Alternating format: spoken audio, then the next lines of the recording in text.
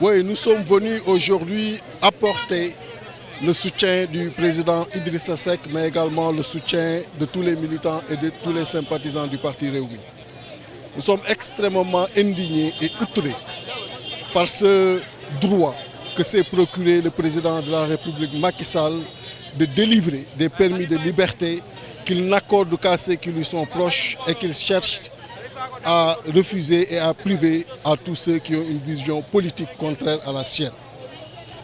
Et nous demandons à l'opposition de se mobiliser, comme elle a toujours su le faire, pour des actions soutenues, pour le renforcement de la démocratie, pour le renforcement des libertés, mais également contre l'injustice, contre la forfaiture et contre cette justice sélective.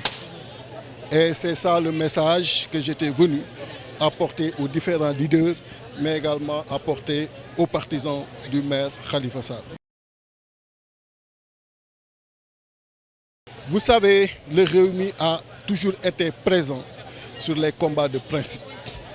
Et ce qui se passe aujourd'hui a été, il y a de cela 2 ans, voire même 3 ans ou plus, dit par le président Idrissa Seck. On ne peut pas construire ce pays-là sans pour autant asseoir le minimum sur les libertés, le minimum sur la démocratie. Aujourd'hui, on assiste à un exercice avec excès du pouvoir. Et le président Macky Sall doit savoir que son mandat, un jour ou l'autre, va finir. Et il va partir. Et nous pensons très sincèrement que ce sera en 2019. Donc il n'a qu'à revenir sur les fondamentaux, il n'a qu'à rester sur l'axe républicain et arrêter ces petits calculs politiciens qui veulent aujourd'hui qu'il initie dans ce pays-là un délit d'ambition présidentielle. Tous ceux qui ont cette ambition-là sont en sursis. Et nous n'allons pas accepter cette situation. Le président Idrissa Seck ne l'acceptera pas et tous les membres et sympathisants du parti Rewmi ne l'accepteront pas.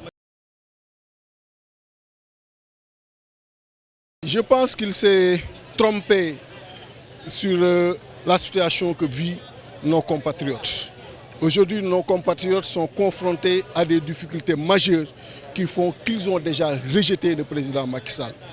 Il est en tournée supposée économique, des tournées qui sont purement politiques et des mobilisations dont on connaît les conditions dans lesquelles elles ont été faites sont aujourd'hui donc organisées pour l'accueillir. Pensant que cette foule-là est avec lui, il se trompe lourdement. D'autres ont perdu des élections alors que les foules les accompagnaient dans toutes leurs sorties. Ce qui pouvait être sa sécurité, ce qui pouvait être sa garantie pour une réélection, ce n'était rien d'autre que son bilan. Et de ce point de vue-là, vous comme moi, nous savons qu'il a échoué.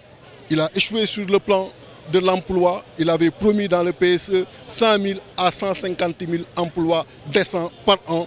Aujourd'hui, le taux de chômage a augmenté de 3,2%, passant de 10,3% au moment de l'élaboration du PSE à 13,4% au moment où je vous parle. Du point de vue de la santé, l'échec est patent.